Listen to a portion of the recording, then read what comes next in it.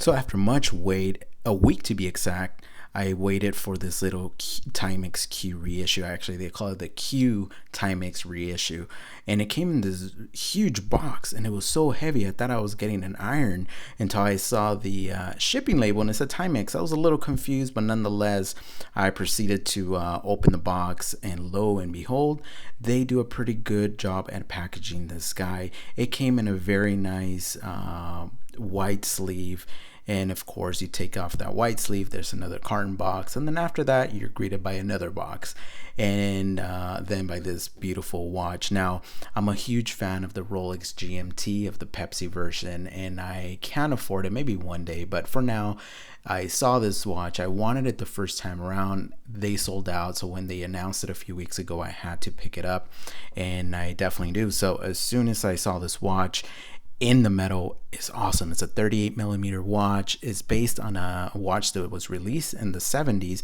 It does have this faux tina, and it is a quartz watch.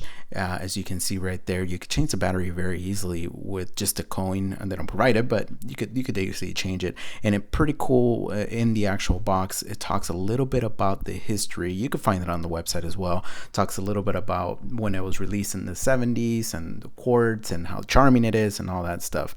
Here you can see it next to my SARB 033. It does measure in at 18 millimeters. Now my SARB has a 20 millimeter width, and this is 18 millimeters for that mesh style bracelet. Very, very nice. I haven't taken off the plastic just yet. Maybe I'll do that in the review. It does come with 50 meters water resistance, not the greatest, and the case height is 11.5 millimeters. Not a bad looking watch. It does come with an acrylic crystal, which kind of stinks, because they do get scratched up. But hey, for $195, I think I paid after taxes and everything, is not a bad deal, especially for a GMT. I mean, it's kind of hard to find something very charming as this. It is a diver inspired, at least that's what Timex calls it. And if you can see right there in the hour hand, it really resembles, almost just at first glance, almost that Mercedes hand by Rolex, but it doesn't. It's its own little unique thing. So anyway, stay tuned for the full review. And as always, my friends, stay humble.